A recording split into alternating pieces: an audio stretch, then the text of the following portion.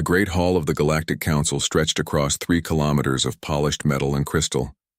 12 different species sat around the massive circular table, each representing billions of their kind across the galaxy. They had ruled space for over 1,000 years, and no one had ever said no to them. Ambassador Zeth Ka of the hegemony stood tall on his 6 legs. His blue skin sparkled under the bright lights as he pointed at the holographic display floating above the table. A small blue planet spun slowly in the center of the room. "This is Earth," he said, his voice carrying across the hall. "We sent them our standard message 3 months ago. Every species in the galaxy has received this same message. They either join our council or we destroy them." The other ambassadors nodded. This was how things worked. The council had done this thousands of times before. Small worlds saw their massive fleets and immediately surrendered. It was simple and clean.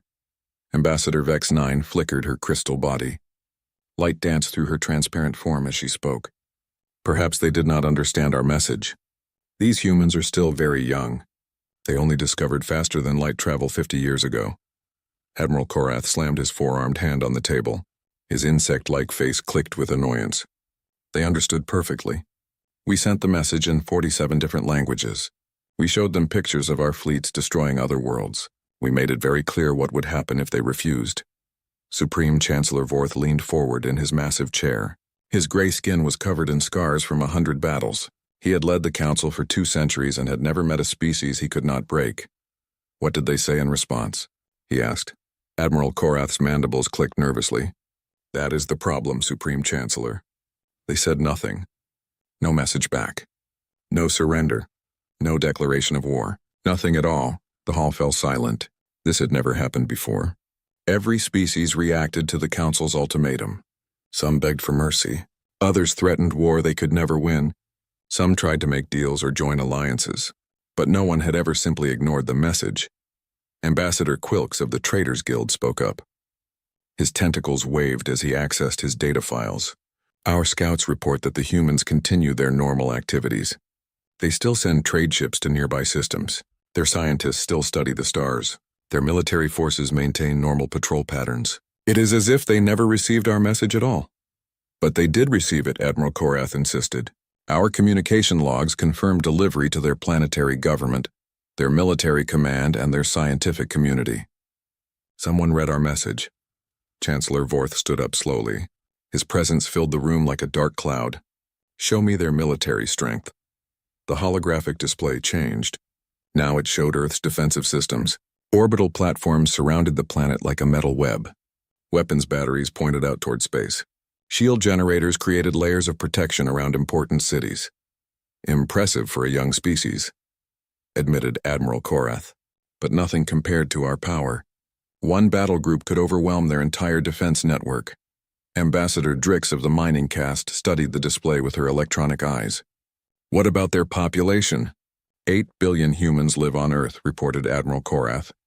Another 2 billion spread across colonies in their local system. They have settlements on their moon, on Mars, and in the asteroid belt.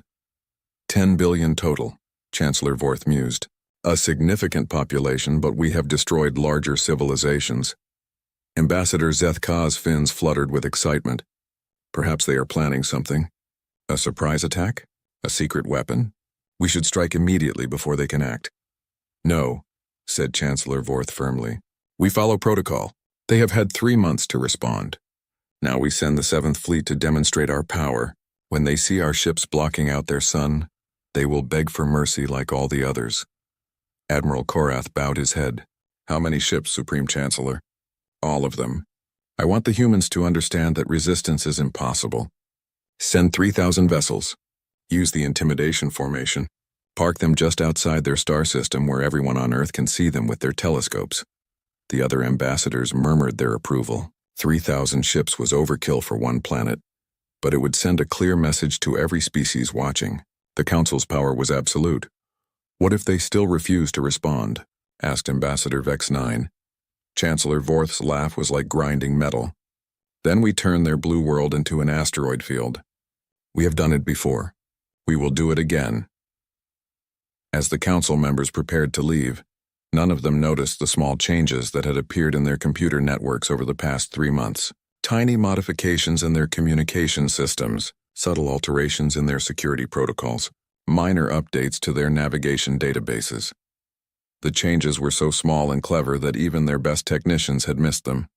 But every word spoken in this hall, every plan made in secret meetings, every order sent to their fleets now traveled along pathways that led to a small blue planet on the edge of known space. On Earth, in a quiet office building in Geneva, Dr. Sarah Chen finished reading the transcript of the council meeting. She closed her laptop and walked to the window. Outside, people went about their daily lives. Children played in parks. Adults hurried to work. Students attended classes at the nearby university. None of them knew that 3,000 alien warships would soon arrive at their doorstep. None of them knew that 12 different species had just voted to destroy their world if they did not surrender. But Dr. Chen knew. Her team had been listening to the council's communications for months. She picked up her phone and dialed a number known to only a few people on Earth. Director Chen here. Operation Lighthouse is approved. Begin Phase 2. The voice on the other end was calm and professional. Understood, Director. All teams report ready. The welcome mat is out. Dr. Chen smiled as she hung up the phone. The Galactic Council expected Earth to send a fleet of warships to fight them. They expected massive battles and glorious victories like they had won thousands of times before. They would be disappointed. Earth was not going to send a fleet. Earth was going to send one person, just one. But that one person would carry the weight of 10,000 years of human warfare, human cunning, and human determination. The Council ruled the galaxy through fear and superior firepower. They had never encountered a species that fought with information instead of weapons. They had never faced an enemy that could turn their own strength against them.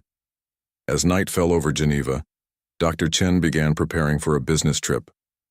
She packed a simple suitcase with basic clothes and personal items. In her briefcase, she placed a single data tablet and a small device that looked like an ordinary communication unit. Tomorrow, she would meet the most powerful military force the galaxy had ever seen. She would sit across from Admiral Korath, a being who had destroyed entire civilizations without losing a single battle. And she would explain to him why the humans were not afraid. The Galactic Council thought they knew everything about warfare. They were about to learn that they knew nothing at all. Admiral Korath stood on the bridge of his flagship, the Inevitable. Through the massive viewing window, he could see the greatest fleet ever assembled. 3,000 warships stretched out in perfect formation. Each ship was the size of a small city. Together, they carried enough firepower to crack a planet in half. The fleet had been traveling for 2 weeks toward the human solar system. In 12 hours, they would arrive at Earth. Admiral Korath had destroyed 43 worlds in his long career. He had seen entire species fall to their knees when they witnessed the power of the Council fleet, but something felt different about this mission. Navigation Officer Quilks. "Report," Admiral Korath commanded. Quilks's 4 arms moved quickly across his control panel. His species was known for their precise navigation skills. The Council used them to guide all major fleet operations. "We are approaching the outer edge of the human system, Admiral. Their star is now visible on long-range sensors. Any sign of human military response?" "None, Admiral. Our scouts have been monitoring the system for the past 6 days. The humans continue their normal activities. We detect no fleet movements, no defensive formations, no evacuation of civilian populations." Admiral Korath's mandibles clicked together. This was wrong. Every species prepared for war when they saw the Council fleet approaching. Even the most primitive civilizations tried to mount some kind of defense. What about their orbital defenses around Earth? "Still operating normally, Admiral. We count 43 defensive platforms, 200 automated weapons satellites, and 18 shield generators. Nothing has been activated for combat operations." Tactical Officer Drex looked up from her displays. Her species was bred for warfare. They could smell fear from across space. "Admiral, this behavior is unprecedented. Every biological signature we detect shows normal stress levels. They are not afraid." "Perhaps they do not understand what is coming," suggested Communications Officer Trill. His pale green skin showed patterns of confusion. "Maybe their sensors are not powerful enough to detect our fleet." Admiral Korath shook his massive head. "Impossible. Our intelligence reports confirm that human technology is more advanced than we initially believed. They can see us coming." He walked to the tactical display that showed their fleet's position. The formation was perfect. The Council's military doctrine called for maximum visual impact when approaching a target world. Ships spread out in layers, creating a wall of metal that could be seen from the planet's surface. Perhaps they have a secret weapon, suggested Navigation Officer Quilks. A doomsday device that could destroy our fleet. If they had such a weapon, they would have used it by now, Admiral Korath replied. No, something else is happening here. Suddenly, the communications console began flashing. Officer Trill's head tentacles twisted with surprise. Admiral, we are receiving a transmission from Earth. Put it on the main screen. The bridge's viewing window changed to show the interior of what looked like an ordinary office. A human female sat behind a simple desk. She appeared to be middle-aged, with brown hair and calm eyes. She wore civilian clothes with no military decorations or symbols of rank. Hello, the human said, as if greeting old friends. I am Dr. Sarah Chen, Director of the Office of Extraterrestrial Affairs. We have been monitoring your fleet's approach and wanted to welcome you to our solar system. The bridge crew exchanged shocked looks. No one had ever welcomed a Council invasion fleet before. Dr. Chen continued speaking in the same friendly tone. We understand that you may have some concerns about our planet's relationship with the Galactic Council. We would very much like to discuss this matter with you. Would it be possible to arrange a meeting? Admiral Korath found his voice after several seconds of stunned silence. You wish to discuss? Yes, exactly. We have prepared a small meeting facility at coordinates that I am transmitting now. It is a neutral location where we can talk privately. Would you be willing to send a representative? The transmission ended, leaving the bridge in complete silence. Tactical Officer Drex was the first to speak. Admiral, this could be a trap. They might be trying to lure our commanders away from the fleet. What kind of trap? Admiral Korath asked. They are offering to meet at coordinates they choose. We will bring security forces. We control the space around their planet. What can one human do against our power? Officer Trill checked his instruments. Admiral, the coordinates they sent lead to a small space station in the outer system. Our sensors show it contains minimal life support, no weapons and no shields. It appears to be a genuine meeting facility. Admiral Korath studied the tactical display showing the human solar system. Something was very wrong here, but he could not identify what it was. In 40 years of military service, he had learned to trust his instincts. Right now, those instincts were screaming warnings, but he also knew that Chancellor Vorth expected results. The Council wanted Earth to surrender or be destroyed. They would not accept excuses about strange human behavior. Prepare a diplomatic shuttle, he finally commanded. Select our best security team. I will meet with this human and learn what game they are playing. Admiral, Officer Drex protested. Council regulations require that you remain with the fleet during hostile operations. This is not a hostile operation yet, Admiral Korath replied. The humans have not fired a single shot. They have not even activated their defense systems. They are asking for a meeting, not a battle. He paused and looked out at the wall of warships under his command. Besides, what can one human do against 3,000 ships? If this is a trap, it is the most foolish trap ever conceived. 2 hours later, Admiral Korath's shuttle approached the human space station. The facility was tiny compared to Council architecture. It looked like it could barely hold 20 people. There were no weapons visible, no shield generators, no defensive systems at all. Scans confirm minimal life signs aboard the station, reported the shuttle pilot. 2 humans. Standard atmospheric conditions. No apparent threats. Admiral Korath adjusted his formal dress uniform and checked his personal shield generator. His security team carried enough firepower to level a small building. He was taking no chances with human trickery. As the shuttle docked with the station, Admiral Korath wondered what kind of species invited their destroyers to a diplomatic meeting. In his experience, such confidence came from either supreme arrogance or supreme power. The humans did not seem arrogant. Their message had been polite, almost humble. They had not made threats or boasted about their capabilities, which meant they might possess supreme power. That thought made Admiral Korath's blood run cold as he prepared to meet the enemy who was not acting like an enemy at all. The airlock opened and he stepped aboard the human station. Inside, he found a simple conference room with a table, chairs, and 2 humans waiting for him. Dr. Sarah Chen stood and smiled warmly, as if welcoming honored guests rather than the commanders of their extinction. Admiral Korath, Thank you so much for accepting our invitation. Please have a seat. We have so much to discuss. The conference room was smaller than Admiral Korath's personal quarters aboard the Inevitable. The table looked like it came from a simple business office. The chairs were designed for human comfort, not for the variety of alien body types that usually attended diplomatic meetings. Dr. Sarah Chen sat across from Admiral Korath, with the same calm expression she had worn during her transmission. Next to her sat a younger human male who had introduced himself as Dr. James Park, her assistant. Between them was a simple briefcase that looked completely ordinary. Admiral Korath had brought 6 of his best soldiers. They stood along the walls of the room, weapons ready, scanning for threats. Their armor was designed to stop anything short of a plasma cannon. Their shields could protect against most known energy weapons. Dr. Chen seemed completely unbothered by the presence of armed aliens who could kill her in seconds. "Thank you for meeting with us, Admiral," she said, pouring herself a cup of coffee from a simple thermos. "Would you like some? It is a human beverage. Quite stimulating." Admiral Korath's mandibles clicked in confusion. "You understand why my fleet is here?" "Of course. The Galactic Council sent you to demand our surrender. If we refuse, you will destroy our planet." Dr. Chen sipped her coffee calmly. "Standard Council procedure according to our research. Then you also understand that resistance is pointless.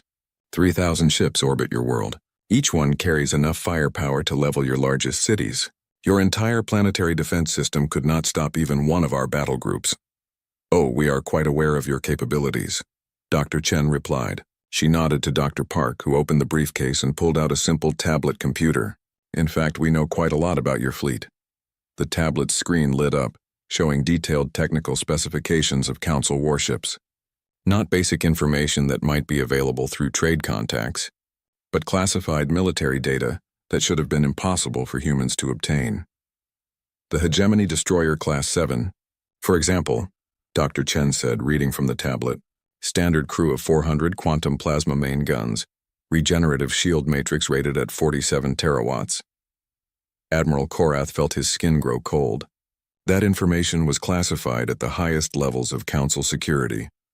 Or perhaps you would prefer specifications for your flagship, the Inevitable, command crew of 80, advanced sensor array with stealth detection capability, personal quarters on deck 7 with a collection of Alterian crystal sculptures.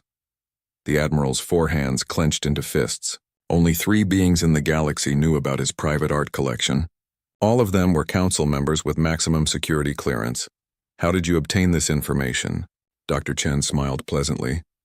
"We asked nicely." She touched the tablet screen and new information appeared. Fleet movements from the past 6 months, supply routes that were supposed to be secret, communications between Council worlds that should have been impossible to intercept. "We have been studying your civilization for quite some time, Admiral. Ever since you announced your existence to this part of the galaxy, really. It has been most educational." Dr. Park reached into the briefcase again and withdrew a device the size of a communication unit. "We have also been studying your biology." The device activated with a soft hum. Admiral Korath's enhanced hearing picked up a frequency just below normal sound range. It was barely noticeable, but something about it made his carapace itch. One of his soldiers suddenly staggered.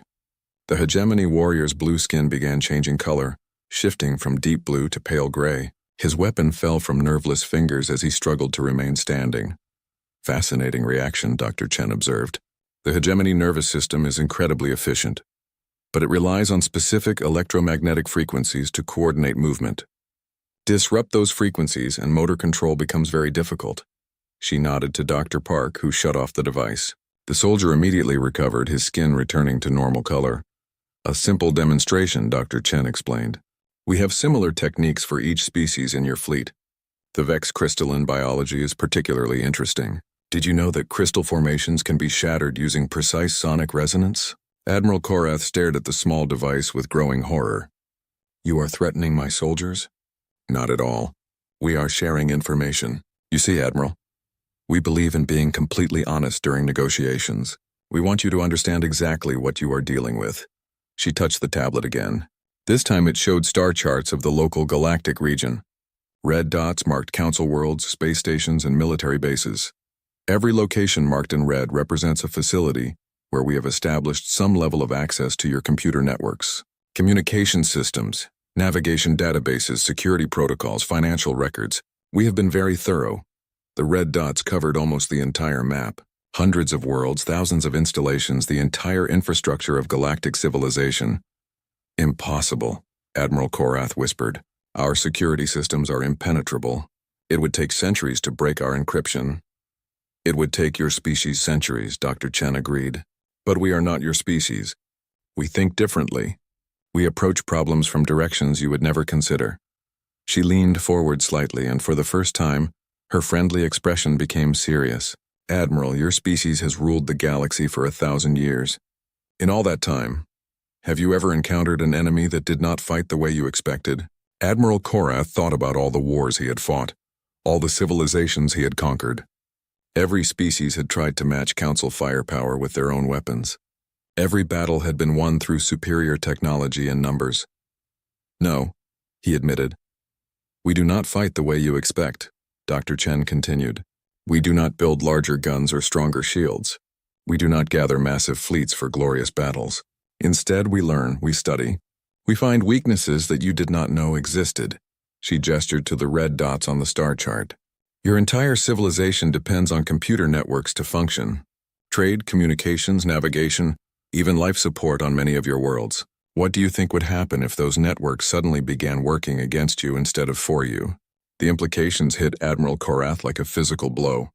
Modern galactic civilization was completely dependent on automated systems. If those systems were compromised, entire worlds could become uninhabitable within hours.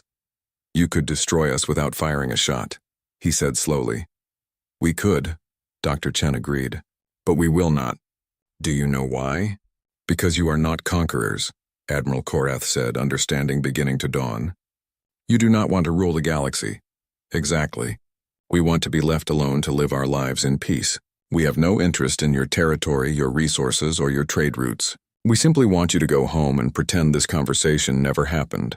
She closed the tablet and placed it back in the briefcase. However, we also want you to understand that attacking Earth would be the last mistake the Galactic Council ever makes. Not because we would destroy your fleets in battle, but because we would simply turn off your civilization like switching off a light. Admiral Korath sat in stunned silence. In 40 years of military service, he had never encountered anything like this. An enemy that could destroy everything he knew but chose not to. A species that wielded ultimate power with restraint. What happens now? He asked. Dr. Chen's friendly smile returned. Now you return to your fleet and report to the Council. You explain that Earth politely declines their invitation to join galactic civilization. You recommend that they mark our solar system as restricted space and forget we exist. And if the Council decides to attack anyway, then they will discover that there are worse things than being conquered, Dr. Chen replied quietly. There is being forgotten. Having your entire civilization simply stop working. Cities going dark, ships drifting powerless, communications failing, and nobody remembering why? She stood up and extended her hand in the human gesture of friendship, but we are confident that the Council is wise enough to avoid such an outcome. After all, you have ruled the galaxy for 1,000 years. You must understand the difference between fighting an enemy and fighting a force of nature. Admiral Korath looked at the offered hand for a long moment. Then he reached out and shook it, sealing an agreement that would change the balance of power in the galaxy forever. Admiral Korath's shuttle docked with the inevitable 6 hours after his meeting with Dr. Sarah Chen. The entire bridge crew waited for his return, their faces showing a mixture of curiosity and concern. No Council admiral had ever spent so long in diplomatic talks with a species that was supposed to surrender or die. Admiral, what are your orders? Asked Tactical Officer Drex as soon as Korath stepped onto the bridge. Admiral Korath looked out at the 3,000 ships under his command. Each vessel represented the pinnacle of galactic military technology. Together they could reduce Earth to glowing debris in less than an hour. But now he saw them differently. They were not weapons of ultimate power. They were relics of an older, simpler kind of warfare. Maintain position, he commanded. All ships hold formation but do not power weapons or target the planet. Sir? Navigation Officer Quilks's voice carried confusion. Did the humans surrender? No, they made us an offer instead. Before anyone could ask what kind of offer, the communications console began flashing urgent warnings. Officer Trill's green skin paled as he read the incoming messages. Admiral, we are receiving priority alerts from across the galaxy. Multiple emergency transmissions from Council worlds. Put them through. The main screen filled with the face of Commander Rath Ka, Admiral Korath's brother, broadcasting from the Hegemony homeworld. His usually composed features showed panic. Korath, thank the ancestors I reached you. Something impossible is happening. Our entire orbital defense network just shut down. Every satellite, every weapon platform, every shield generator. They powered down simultaneously and will not respond to commands. The transmission switched to another source. Supreme Admiral Vex Prime flickered her crystalline body in distress as she spoke from the Vex homeworld. Council Fleet Command. We have a critical emergency. Our crystal resonance chambers are activating without authorization. The harmonic frequencies are causing structural damage across 3 cities. Our technicians cannot stop the process. More transmissions followed, each more alarming than the last. The Keth Rebellion leaders appeared on screen, broadcasting from what looked like a secret bunker. But they were not hiding anymore. They stood confidently in the open, reading from documents that should have been in the highest levels of government security. Citizens of Keth, we now possess complete records of our government's illegal activities. Military deployment schedules, secret police operations, hidden financial accounts. The time for revolution has come. Admiral Korath felt his 4 hearts skip beats as he watched transmission after transmission pour in. The Zephyrian trade fleet was drifting helpless in space, their navigation system showing completely wrong stellar positions. The Makari defense satellites had stopped following targeting protocols and were instead broadcasting what sounded like human music. The Trillian communication network was playing personal messages between government officials that were clearly never meant to be public. How is this possible? Whispered Officer Drex. These systems are on different worlds using different technologies. There is no way to coordinate attacks across such distances. The communications console chimed with an incoming message from Earth. Dr. Sarah Chen appeared on screen again, still sitting in that same simple office. She looked as calm and friendly as before. Good evening, Admiral Korath. I hope your return journey was pleasant. I wanted to provide you with a brief status update on our demonstration. She consulted the same tablet she had used during their meeting. Let me see. The Hegemony orbital defenses are currently offline, but no permanent damage has been done. The Vex resonance chambers will return to normal function once we stop transmitting the activation frequencies.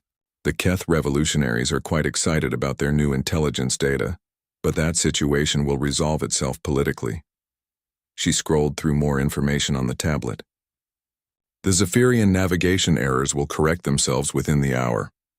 The Makari satellite issue is really just a software update gone wrong, and the Trillian communication problems are more embarrassing than dangerous. Nothing that cannot be fixed with a simple system restart. Admiral Korath found his voice. You did this? All of it from Earth? Oh no, not from Earth, Dr. Chen replied with a smile. We did this through your own networks using your own infrastructure. Every quantum relay, every communication satellite, every computer system in the galaxy, they are all connected, Admiral. One vast web of information flowing between worlds. The bridge crew listened in stunned silence as she continued.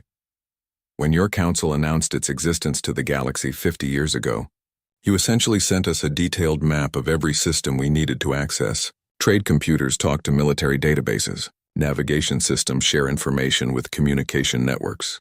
Entertainment broadcasts carry data packets alongside news and education. She leaned forward slightly, her expression becoming more serious. Admiral, your civilization built the largest computer network in galactic history and then invited every species to connect to it, including us. We have been quietly learning and exploring for years, following data pathways that you never even knew existed. Officer Trill's hands shook as he checked his own systems. Admiral, she is right.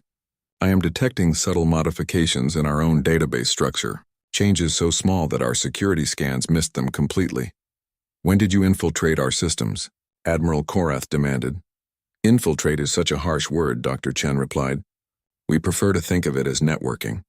The first connections were established about 6 months after your species began broadcasting on galactic communication frequencies. It took us nearly 2 years to map the basic structure of Council civilization. She paused to sip her coffee. The interesting part was not breaking your security systems, Admiral. The interesting part was doing it so carefully that you never noticed. We have been passengers on your own information networks for years, learning everything there is to know about how your societies function. The full implications of what she was saying hit Admiral Korath like a meteor impact. You could have destroyed us at any time. We could have caused serious disruptions, yes. Turned off power grids, disabled ships, confused navigation systems, corrupted financial records. Your interconnected civilization is remarkably vulnerable to the right kind of information warfare. Then why did you wait until now? Dr. Chen's smile returned warm and genuine. Because we did not want to hurt anyone, Admiral. Today's demonstration was designed to be temporary and reversible. We wanted to show you what we could do without actually doing it. A proof of concept, if you will. She stood up from her chair and walked closer to the camera. You see, Admiral, we understand that you are soldiers following orders. You did not choose to threaten our world. The Galactic Council sent you here because that is how they handle all first contact situations. But now you have seen that we are not like the other species you have encountered. What makes you different? Admiral Korath asked, though he was beginning to understand the answer. We do not fight fair, Dr. Chen replied simply. Every other species you have conquered tried to match your strength with their own strength. They built bigger guns and stronger ships and fought the kind of war you knew how to win. But we studied the wars in our own history and learned that the most effective weapon is often the one your enemy never sees coming. She gestured to something off-screen, and the tablet display appeared in the transmission, showing the star map covered with red dots. This is not about technology, Admiral. It is about thinking differently. Your species conquered the galaxy through superior firepower and military organization, very effective against enemies who fight the same kind of war. But we fight with information, patience, and the willingness to spend years learning our opponent's weaknesses. Admiral Korath stared at the map showing the complete penetration of galactic civilization. How many people on Earth know about this capability? Very few. Our government prefers to keep certain capabilities quiet. But I can tell you that every major decision-maker on our planet agrees on one thing. We want to be left alone. We have no interest in conquering your worlds or ruling your people. We simply want you to go back to your business and forget we exist. She closed the tablet and placed it on her desk. However, if the Galactic Council decides to force the issue, they should understand that today's demonstration was just a small sample. We have capabilities that we did not reveal today. Capabilities that we sincerely hope we never have to use. The transmission ended, leaving the bridge of the inevitable in absolute silence. Officer Drex was the first to speak, her voice barely above a whisper. Admiral, what do we tell the Council? Admiral Korath looked out at his fleet of 3,000 ships. Each one was a masterpiece of engineering, crewed by the finest warriors in the galaxy. And every single one of them was completely useless against an enemy that could shut down their computers with a thought. We tell them the truth, he said finally. We tell them that we have encountered a species that fights wars we cannot win, and we recommend that they listen very carefully to what the humans are asking for. The Galactic Council chamber had never been so quiet. For the first time in 1,000 years, the representatives of 12 species sat in stunned silence as they listened to Admiral Korath's report. The holographic display showed Earth spinning peacefully in space, looking exactly like the small blue world they had dismissed as primitive just weeks ago. Supreme Chancellor Vorth gripped his chair with clawed hands. His gray skin had turned even darker with stress. Explain to me again how one species on one world penetrated the security systems of our entire civilization. Admiral Korath stood at attention before the Council, but his usual military confidence was gone. They did not break our security, Supreme Chancellor. They simply used our own systems against us.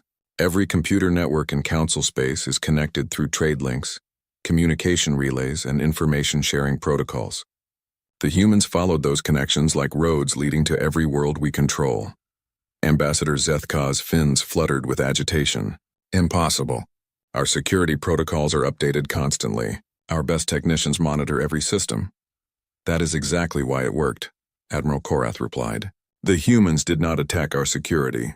They became part of our network infrastructure. Their modifications were so small and subtle that our systems classified them as normal updates. They hid in plain sight for years.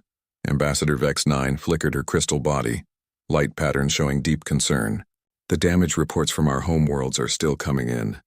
They shut down our orbital defenses, activated our resonance chambers, distributed classified information to rebel groups, and disrupted our navigation systems, all simultaneously across dozens of worlds.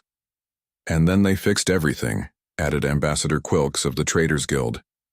His tentacles waved as he accessed the latest reports. Every system they disrupted has been restored to normal function. No permanent damage was done anywhere. It was as if they wanted to prove their power without actually using it. Chancellor Vorth stood up and walked to the great windows overlooking space. In the distance, stars twinkled peacefully, giving no hint of the revolution in galactic power that had just occurred. What exactly do the humans want? He asked without turning around. Nothing, Admiral Korath replied. They want us to leave them alone. They have no interest in joining the Council, establishing trade relations, or expanding beyond their current territory. They simply want to exist in peace. Every species wants something, insisted Ambassador Drix of the mining caste. Her electronic eyes flashed red with disbelief. Territory, resources, power, knowledge. What drives them to build such capabilities if not ambition? Admiral Korath thought back to his conversation with Dr. Sarah Chen. Her calm demeanor, her reasonable tone, her complete lack of interest in threatening or intimidating him. Survival, he said finally. They built these capabilities to protect themselves, not to conquer others, but to ensure that others could not conquer them. Ambassador Zethka slammed his hand on the table. That makes no sense. If they have the power to control our entire civilization, why do they not use it? Why settle for one world when they could rule the galaxy? Because they are not us, Admiral Korath said quietly. They think differently than we do. They see power as something to be used carefully, not constantly. They prefer to remain hidden rather than dominate openly. The council chamber fell silent again as the implications sank in. Every species they had ever encountered wanted something from the galactic community. Resources, territory, technology, or political influence. The humans wanted to be forgotten. Supreme Chancellor Vorth returned to his chair. What are our options? Admiral Korath had been dreading this question. Military action is not feasible, Supreme Chancellor. They have demonstrated the ability to disable our fleets, shut down our worlds, and disrupt our entire civilization without firing a shot. Any attack on Earth would result in the collapse of Council authority across the galaxy. What about diplomatic pressure? Economic sanctions? Impossible. They have no trade relationships with Council worlds. They produce everything they need on Earth and in their local system. There is nothing we can offer them and nothing we can take away from them. Ambassador Vex 9 pulsed with frustrated light patterns. So we simply accept that one world can threaten our entire civilization? They are not threatening us, Admiral Korath corrected. That is what makes this situation so unusual. They have ultimate power over us, but they are choosing not to use it. They want to be left alone, not to rule over others. Chancellor Vorth leaned back in his massive chair. In 2 centuries of leading the Council, he had never faced a problem like this. Every previous challenge had been solved through superior firepower or political maneuvering. But how do you fight an enemy that does not want to be your enemy? What happens if we ignore their request, he asked. What if we simply pretend Earth does not exist? Then nothing happens, Admiral Korath replied. They return to their normal activities. They continue their scientific research, their space exploration, their peaceful development. They become the most powerful species in the galaxy that nobody knows exists. And what happens if someone else discovers their capabilities? If another species tries to attack Earth or force them into conflict? Admiral Korath's mandibles clicked nervously. Then that species learns the same lesson we learned today. The humans will defend themselves, but they will not seek revenge afterward. They will simply make it very clear that they wish to be left alone. Ambassador Quilks raised a tentacle. There is one more consideration. If word of this spreads, other species may begin questioning Council authority. If one world can resist us completely, others may try to follow their example. That cannot be allowed to happen, Chancellor Vorth said firmly. Council unity is essential for galactic stability. Then what do you propose? Asked Admiral Korath. We cannot defeat them. We cannot threaten them. We cannot bribe them. And we cannot ignore them because their very existence challenges our authority. The Council sat in silence as they grappled with the most difficult decision in their history. For 1,000 years their rule had been absolute. No species had ever successfully resisted their power. But now they had encountered a civilization that made their greatest fleets irrelevant. Finally, Chancellor Vorth spoke. We adapt. Adapt how? asked Ambassador Zethka. We change our policies. From this day forward, the Sol system is classified as restricted space. No council ships will enter human territory. No trade missions, no diplomatic contacts, no military patrols. We treat them as if they are a natural hazard, like a black hole or a radiation storm. And if other species ask why, inquired Ambassador Vex 9, we tell them nothing. The official record will show that our survey of the Sol system found no intelligent life. Earth becomes a blank space on our star charts. As far as the galaxy is concerned, humans do not exist. Admiral Korath nodded slowly. A reasonable solution, Supreme Chancellor. But what about the long term? What happens as the humans continue to develop their capabilities? Chancellor Vorth stood up and walked to the holographic display showing Earth. The small blue world continued its peaceful rotation, unchanged by the galactic crisis it had caused. We hope, he said quietly, that they remain as benevolent as they are powerful. Because, Admiral, we have just learned the most frightening lesson in galactic history. The most dangerous enemy is not the one who wants to destroy you. He paused, watching the planet that had just redefined the balance of power in the galaxy. The most dangerous enemy is the one who could destroy you, but chooses not to, because that means they are better than you are. The council meeting ended with the unanimous passage of Resolution 7749, the Sol System Exclusion Protocol. Earth would be removed from all official star charts. The solar system would be marked as a navigational hazard. Any ship that accidentally entered human space would be ordered to leave immediately. As the council members departed, none of them spoke about the real reason for their decision. They had ruled the galaxy through fear and superior firepower for 1,000 years. Now they had encountered a species that wielded ultimate power with restraint, that preferred isolation to domination, that solved problems through patience instead of violence. The humans had not conquered the Galactic Council. They had done something much more profound. They had shown the Council what true civilization looked like. In her small office in Geneva, Dr. Sarah Chen finished reading the transcript of the Council meeting. She closed her laptop and looked out the window at people going about their daily lives. Children still played in parks. Adults still hurried to work. Students still attended classes at the university. None of them would ever know how close they had come to a war that could have destroyed both Earth and the galactic civilization that threatened it. None of them would ever know that their quiet blue world had just become the most feared and respected planet in known space. Dr. Chen picked up her phone and dialed a familiar number. Director Chen here. Operation Lighthouse is complete. The galaxy is safe. Understood, Director. All monitoring systems remain active? Of course. We will continue to watch and listen, just in case someone decides to ignore the Council's new policy. She hung up and returned to her window. Somewhere above the clouds, 3,000 alien warships were turning away from Earth and heading home. They would carry word of humanity's power to every corner of the galaxy. And perhaps if they were very lucky, that word would be enough to keep the peace for generations to come. The most effective victory, after all, was the one that never had to be fought. The SOS that brought humanity's last war titan to life. Epic Frank Wright rubbed his tired eyes and reached for his third cup of coffee. The night shift at the Series 9 Mining Outpost Communications Center was usually quiet. Most nights he monitored routine transmissions between mining crews and supply ships. Tonight was different. A soft beep from his console pulled his attention back to the screens. An unusual signal was coming through on an old frequency that hadn't been used in over 200 years. Frank sat up straight, suddenly wide awake. The signal pattern was unmistakable, an SOS using Colonial Defense Force encryption. That can't be right, he muttered, fingers flying over the controls as he ran a diagnostic check. The equipment was functioning perfectly. The signal was real. Frank checked the origin coordinates. Vega Prime. The frontier colony had gone silent 3 months ago. Earth Command had concluded it was hit by a devastating meteor storm based on astronomical data. There had been no survivors. Or so they thought. He hit the emergency alert button, and within minutes his supervisor Diane Miller rushed into the control room, still pulling on her uniform jacket. This better be good, Frank. I was finally getting some sleep after that ore shipment fiasco, she said, her voice rough with exhaustion. It's from Vega Prime, Frank said, pointing to his screen.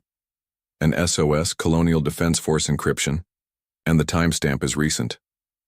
Diane's expression shifted from annoyance to disbelief. She leaned over his shoulder to look at the data. Run the decryption protocol. Frank had already started the process.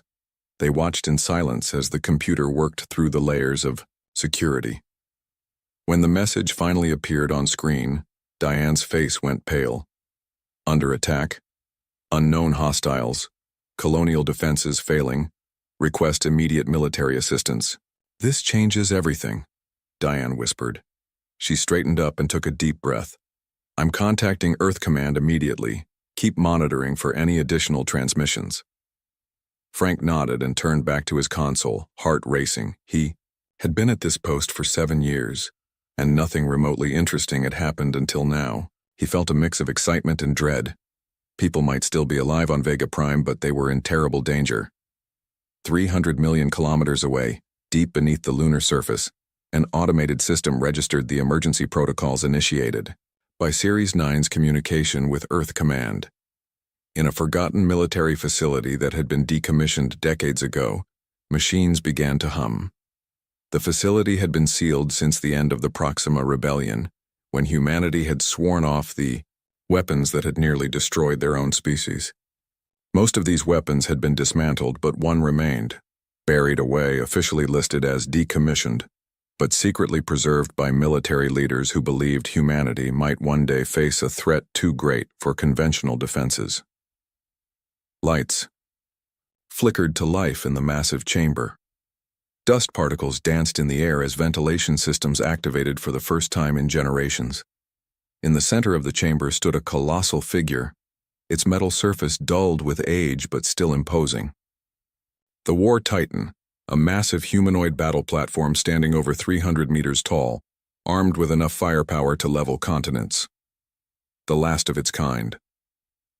At the Luna Command Center, Admiral Joe Carter was in the middle of his morning briefing when his aide interrupted with an urgent message. He excused himself and stepped into his private office to take the call.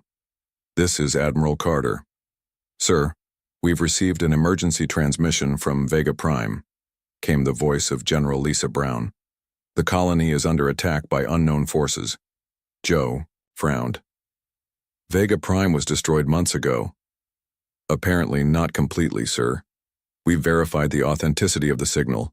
It's using old CDF encryption, but it's genuine. And there's something else. It triggered a level alpha emergency protocol. Joe felt a chill run down his spine. Level alpha protocols were from the Colony Wars era, designed to activate only in the event of an existential threat to humanity. Which protocol specifically? He asked, though he already suspected the answer. Guardian, sir. Joe closed his eyes briefly.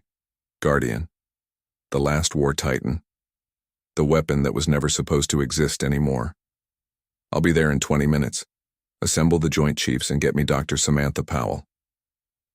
An hour later, Joe stood in the high-security briefing room with the military's top brass and Dr. Samantha Powell, the leading expert on War Titan technology.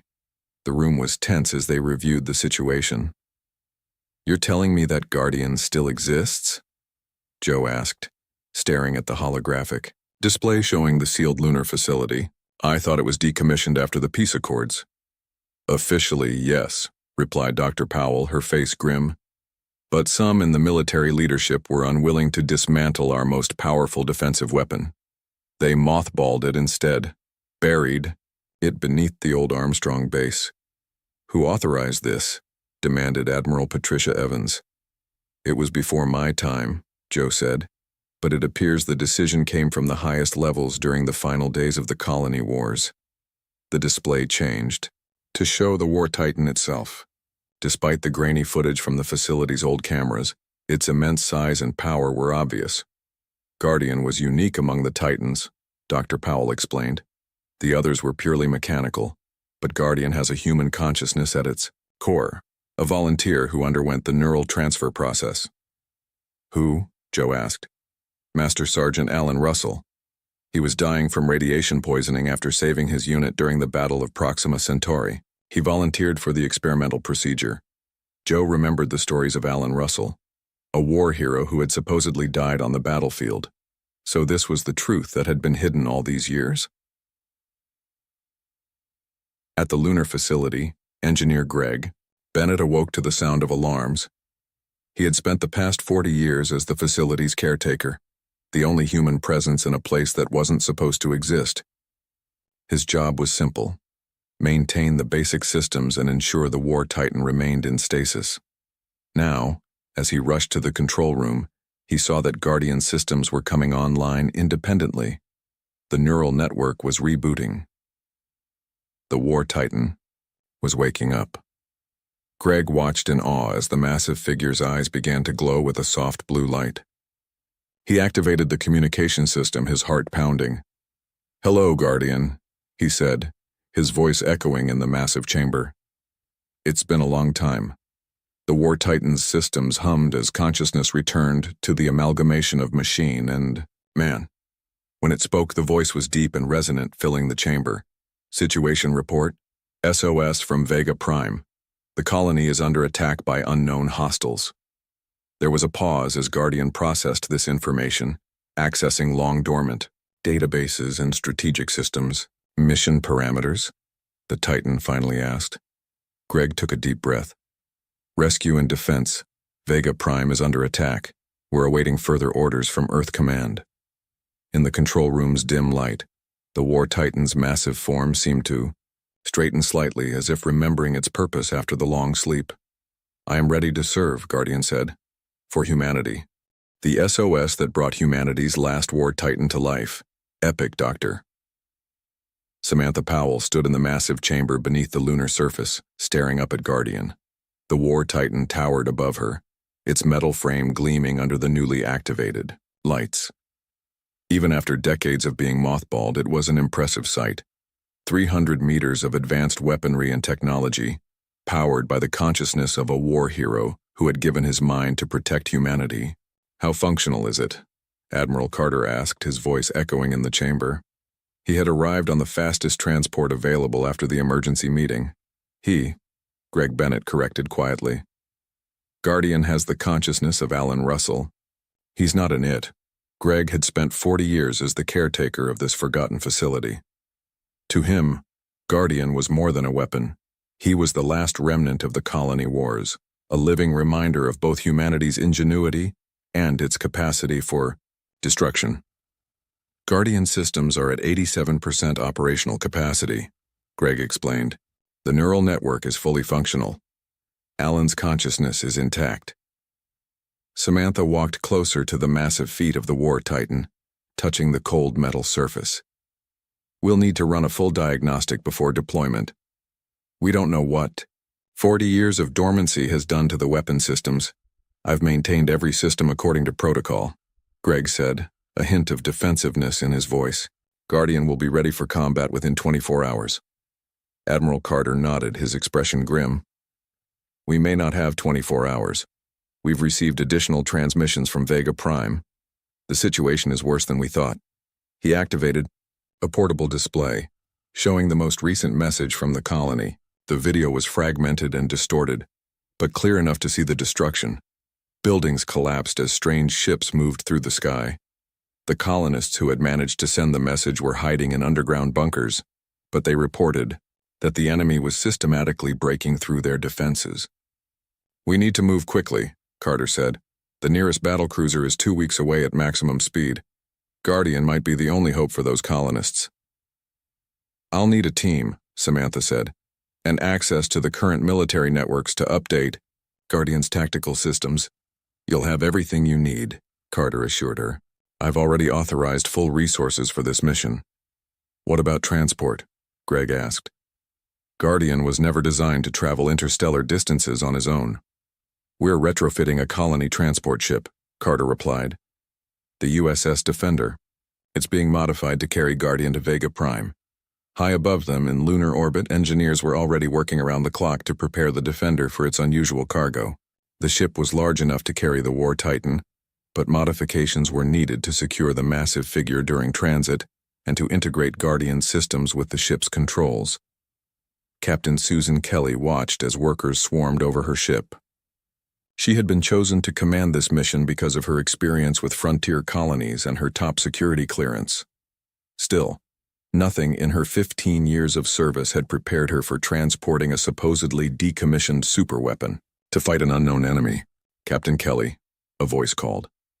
She turned to see her crew approaching: Navigator Paul Thompson, Weapons Specialist Maria Rodriguez, and Medical Officer Tim Baker.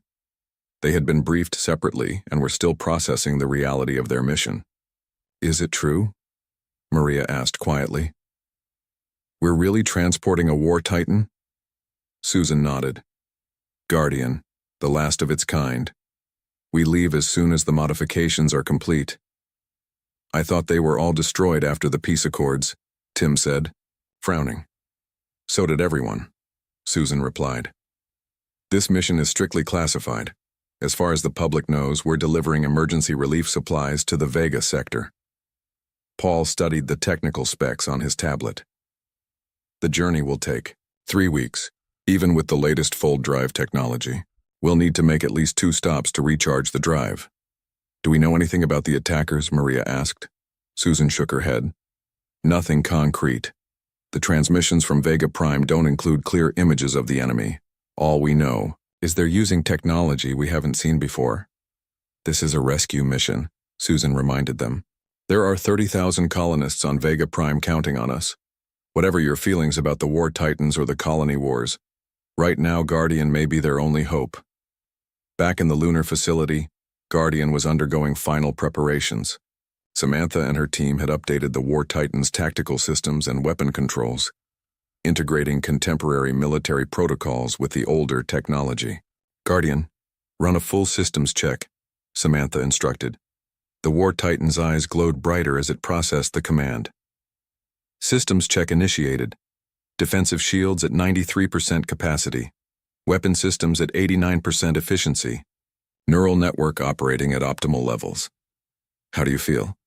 Greg asked quietly when the others were distracted with their work. Guardian seemed to consider the question. "I feel purpose. After so long in darkness, I remember why I was created." "To protect humanity," Greg said. "Yes, to ensure human survival against existential threats." Guardian's voice, though mechanical, carried the echo of Alan Russell's determination. "I am ready to fulfill my purpose once more." 12 hours later, the complex operation to transport Guardian from the lunar facility to the waiting Defender began. The War Titan was secured in a massive cargo hold specially designed to accommodate its size and weight. Engineers worked to connect Guardian systems to the ship's controls, allowing the War Titan to access all sensor data and communications during the journey. As the final connections were made, Guardian spoke directly to Captain Kelly for the first time. "Captain, I look forward to serving under your command." Susan was startled by the human quality of the voice.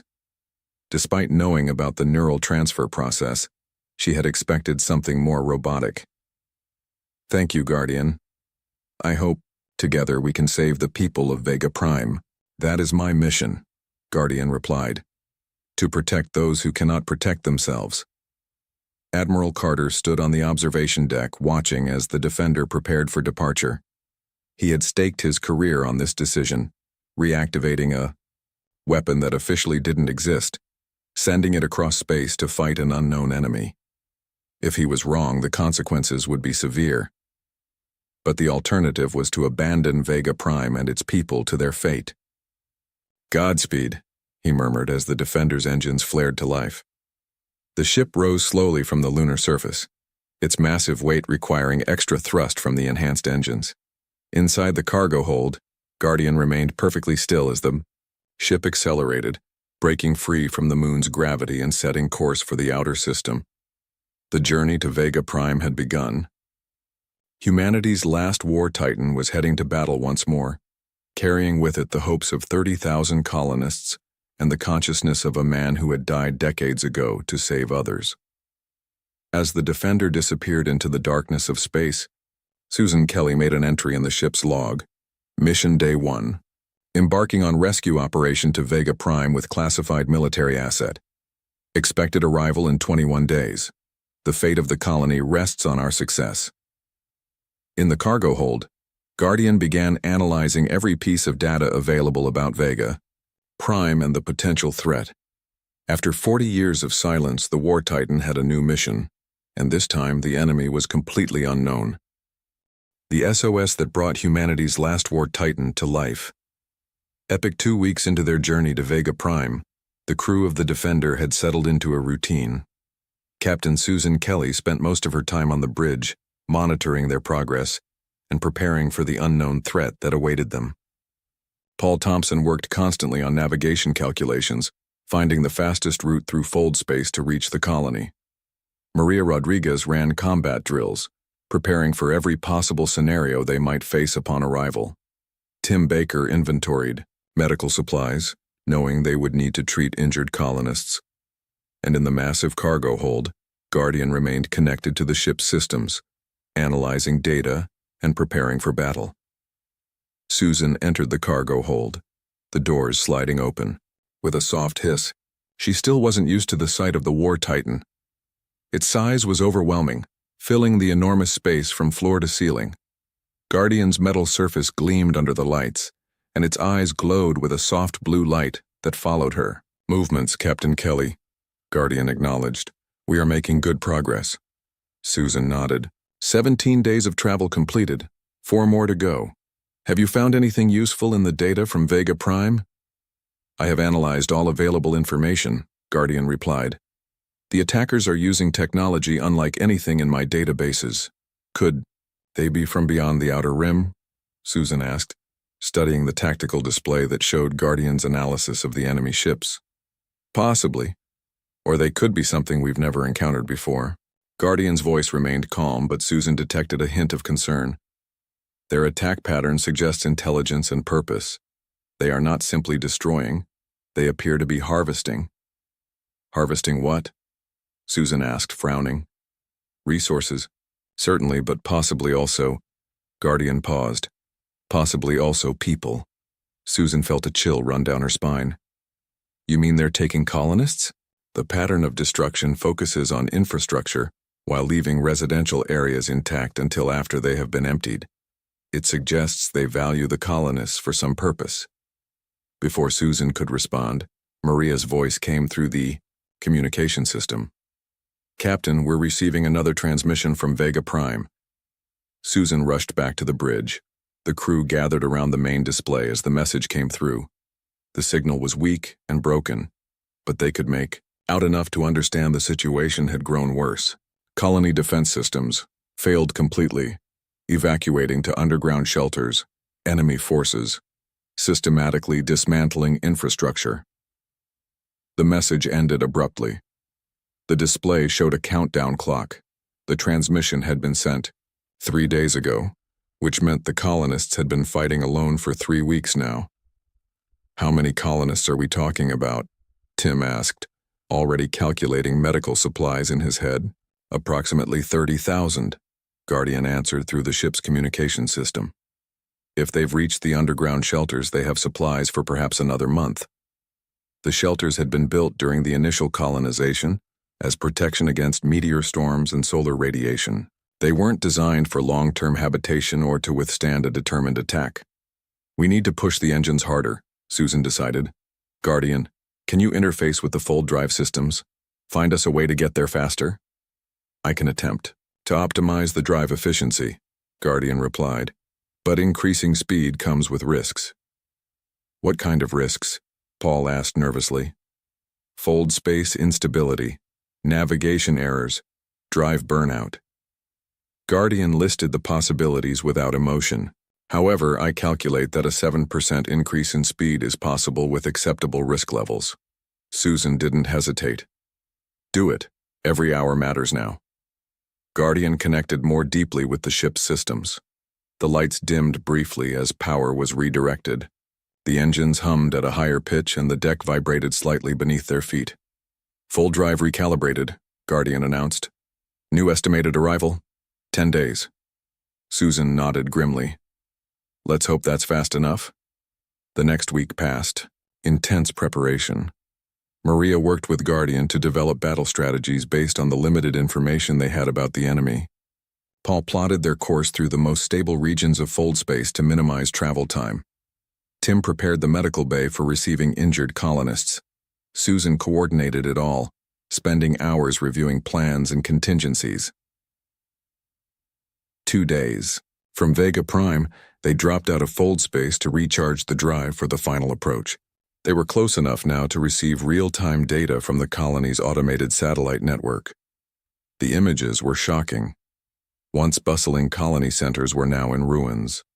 Strange ships moved methodically across the surface, focusing on areas rich in mineral resources and technology centers.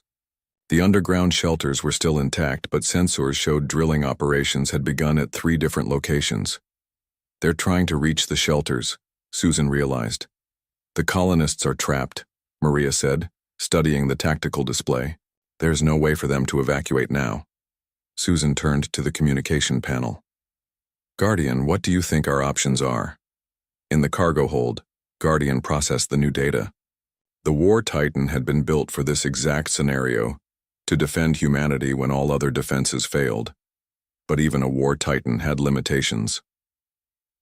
The enemy forces are substantial, Guardian replied after a moment. Their technology is advanced, but not beyond my capabilities to counter.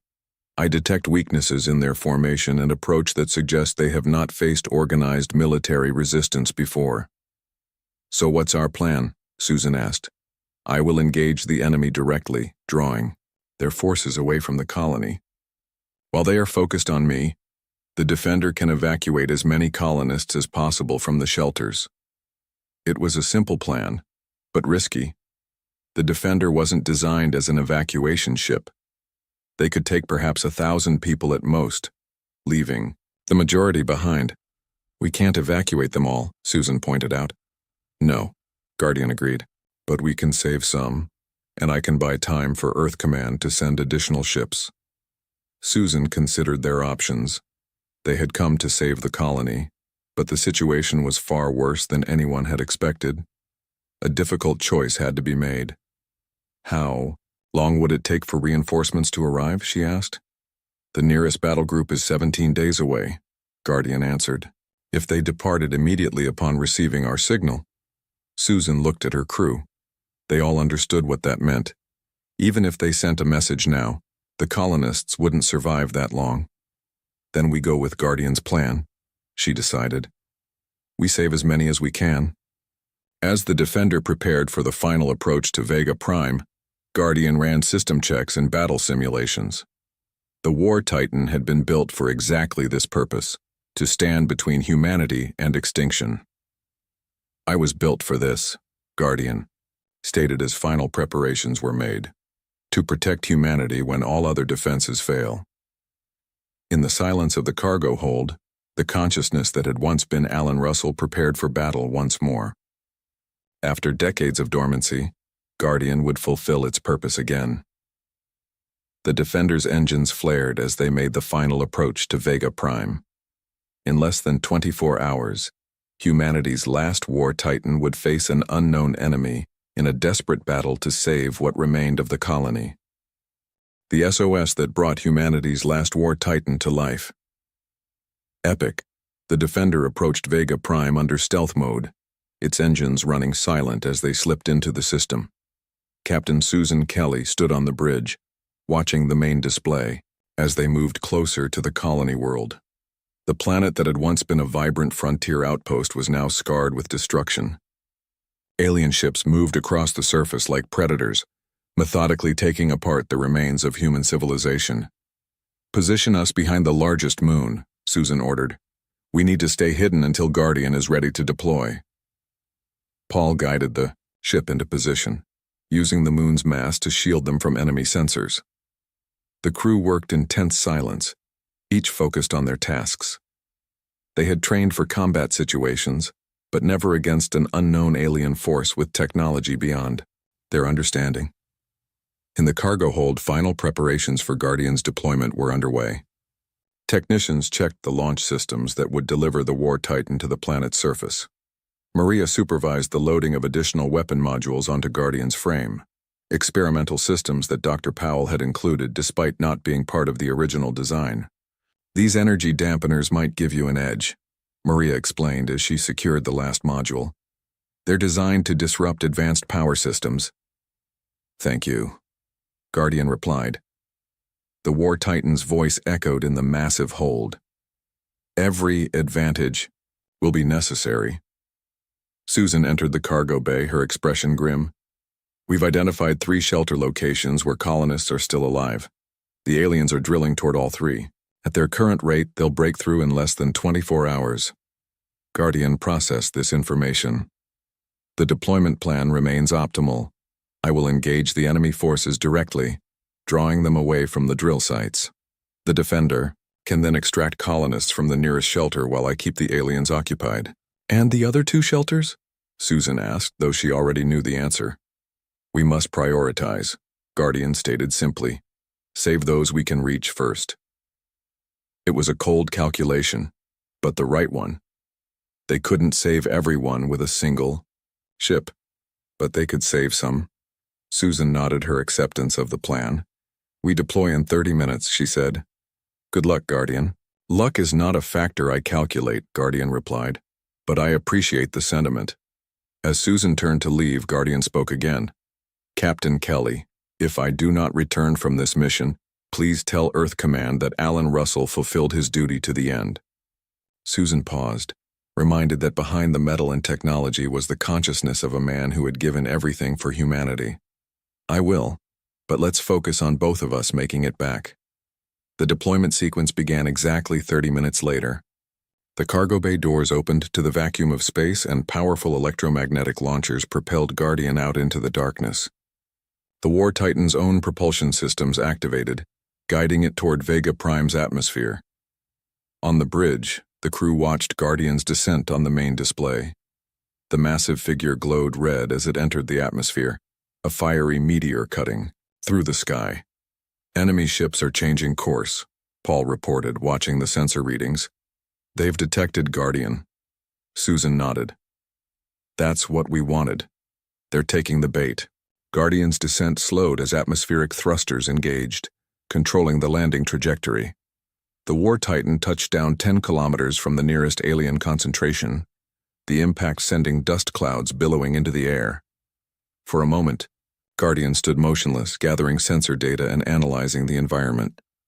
Then the War Titan began to move, each massive step covering dozens of meters. Guardian headed directly toward the largest cluster of alien ships, weapon systems coming online. Guardian has engaged the enemy, Maria announced, monitoring the tactical feed. First contact in 3, 2, 1, the alien ships responded, immediately firing energy weapons at the approaching War Titan. Guardian's defensive shields flared but held against the assault. The War Titan returned fire, ancient weapon systems designed to level cities now focused on the alien vessels. The first alien ship exploded in a flash of blue energy. A second followed quickly after. The remaining ships began to move in more coordinated patterns, focusing their fire on Guardian. They're adapting, Susan observed, becoming more organized. Confirming alien ships are diverting from all 3 drill sites, Paul reported. Guardian's diversion is working. Susan moved to action. This is our window. Take us down to extraction point Alpha. The Defender broke from its hiding place, engines at full power as it raced toward the first shelter. Location? They had to move quickly. Guardian couldn't hold off the entire alien force indefinitely. On the surface, Guardian fought with terrifying efficiency. The War Titan had been designed as the ultimate weapon, capable of adapting to any threat. As Guardian analyzed the alien technology, weaknesses were identified and exploited. More ships fell to precisely targeted attacks. Then a transmission arrived from the aliens, not in words, but in mathematical sequences that the Defender's AI translated. Surrender the ancient technology. It belongs to the precursors. They're after Guardian, Paul realized, staring at the translation. They knew it was coming. How could they possibly know about a weapon system that's been hidden for decades? Maria wondered. Susan didn't have time to consider the implications. Focus on the mission. We're approaching the landing zone. The Defender touched down near the entrance to the first underground shelter. Tim prepared the medical bay for casualties, while Maria organized security teams to protect the colonists during evacuation. Susan opened a communication channel to the shelter. "This is Captain Susan Kelly of the Earth Command Vessel Defender. We're here to evacuate survivors." For a long moment, there was no response. Then a weak signal broke through. "Captain, this is Colony Governor Ben Wilson. We thought no one was coming." "We're here now," Susan assured him. "How many survivors do you have?" 812, came the response. "We've got wounded and children." "We'll take everyone," Susan promised. "We're opening the main hatch now. Get your people ready to move quickly." As the Defender's ramp lowered, Guardian continued to fight several kilometers away.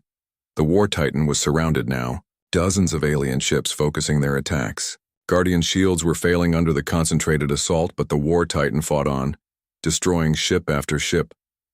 "Guardian, status report," Susan called over the communication link. "Shields at 32%, Guardian responded. Voice calm, despite the battle. "Weapon systems functioning at 78% efficiency. I am drawing all enemy forces away from your position as planned." The first colonists began to board the Defender, gaunt-faced men and women who had survived weeks of siege in the underground shelter. Children clung to their parents, eyes wide with fear. Medical teams rushed to help the injured, while security personnel guided everyone to designated areas within the ship. "How much longer can you hold them?" Susan asked Guardian. "Unknown," the War Titan replied. "Their technology is adapting to mine, but I will buy you the time you need."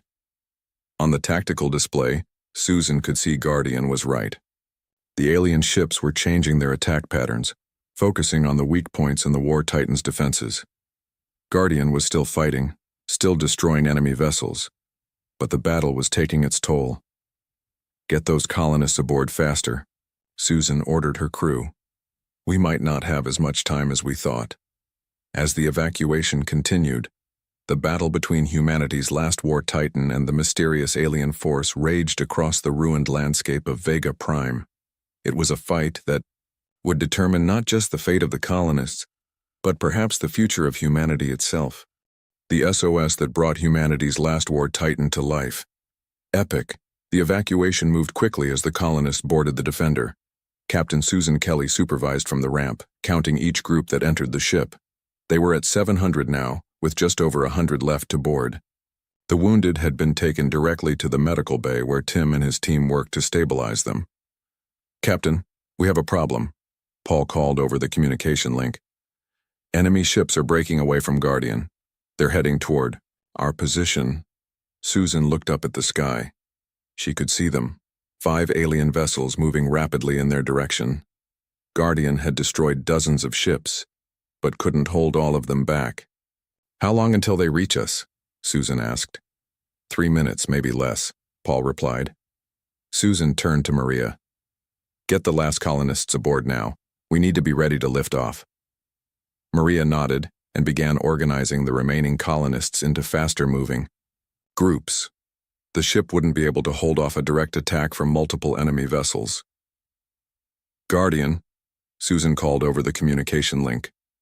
"We have enemy ships approaching our position. Several kilometers away, Guardian was surrounded by burning wreckage of alien ships. The War Titan had fought with extraordinary efficiency, adapting to each new enemy tactic. But the aliens had numbers on their side, and Guardian's systems were damaged from sustained attacks. "I see them," Guardian replied.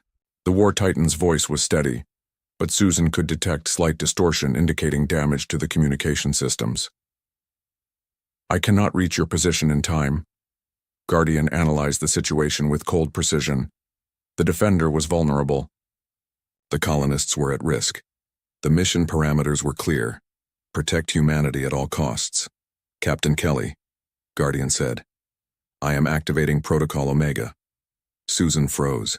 Protocol Omega was a last resort measure, a self-destruct sequence designed to prevent War Titan technology from falling into enemy hands. It would release a massive electromagnetic pulse, followed by a fusion reaction that would destroy Guardian completely. "Guardian, wait," Susan urged. "We can still get out of this." The enemy ships are targeting the Defender specifically, Guardian explained. They will destroy it before you can escape the atmosphere. Protocol Omega will generate an electromagnetic pulse strong enough to disable their systems temporarily. You must be ready to launch the moment their ships lose power. Susan understood the plan. Guardian would sacrifice itself to give them a chance to escape with the colonists. It was logical, it was necessary, and it meant losing the consciousness of Alan Russell forever.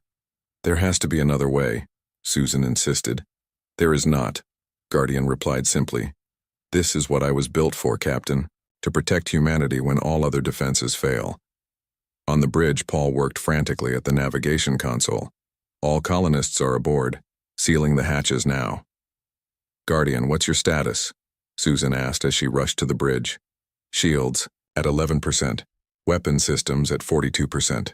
Neural network integrity at 97%. Guardian paused briefly. I am still myself, Captain, and I am making this choice willingly. The alien ships were closing in fast, 2 minutes until they would be in weapons range of the Defender. Preparing for emergency launch, Paul announced. Engines at full power. Susan took her command seat, hands gripping the armrests tightly. Guardian, thank you. It has been an honor to serve with you, Captain Kelly, Guardian replied. Please tell Earth Command that Alan Russell completed his mission. The communication link fell silent as Guardian began the Protocol Omega sequence. The War Titan's systems redirected all remaining power to the central core, preparing for the massive energy discharge that would follow. The alien ships seemed to sense the danger. They accelerated toward Guardian, weapons firing desperately at the damaged War Titan. But they were too late. A blinding flash of light erupted from Guardian's position. The electromagnetic pulse spread outward in a rapidly expanding ring, washing over the alien ships. One by one, their systems failed. They drifted, powerless, in the sky above Vega Prime. Now, Susan ordered. Get us out of here. The Defenders. Engines roared to life, pushing the ship upward through the atmosphere. On the main display, Susan watched as the alien ships struggled to restart their systems.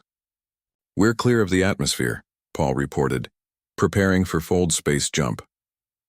Susan should have felt relief, but all she could think about was Guardian. The War Titan had given everything to complete the mission. As the Defender reached a safe distance for the fold space jump, a second flash appeared on the planet below. Guardian's fusion core had detonated, taking the War Titan and dozens of disabled alien ships with it. Jump complete, Paul announced quietly. We're clear. In the silence that followed, Susan looked around the bridge. Her crew was exhausted, but alive. Beyond the bridge, 812 colonists had been saved from certain death. It was a victory, but it had come at a heavy cost. Set course for Earth, Susan ordered, and prepare a full report for Admiral Carter. He needs to know what happened here and what we learned about these aliens. 3 days into their journey home, Susan visited the ship's memorial wall. It was tradition to honor those lost during a mission. She carefully placed a small plaque next to the others. It read simply, Guardian, Alan Russell. He protected us all. 6 months later, a memorial was unveiled on Earth, dedicated to the last War Titan and the mind of Alan Russell, that had given humanity one final victory. The battle at Vega Prime had changed everything. The aliens had not returned, but Earth Command knew they would eventually. Humanity had been given a warning and time to prepare. In a classified facility beneath Europa's ice, engineers studied the data transmitted by Guardian in its final moments. Dr. Samantha Powell stood before the Defense Council presenting her findings. The technology can be replicated, Samantha told them, and improved. Admiral Carter looked at the designs for a new generation of defenders. Is this what Guardian would have wanted? Guardian wanted humanity to survive, Samantha replied. Sometimes survival requires evolution. The Defense Council approved the development of new defensive systems based on Guardian's technology. But they would not be called War Titans. They would be called Guardians, in honor of the one that had saved Vega Prime. In the depths of space, at the edge of human territory, automated beacons broadcast a clear message to the stars. Earth is protected. And somewhere, perhaps only in the collective memory of a grateful species, the consciousness that had been Alan Russell found peace, knowing that his final mission was complete. The end.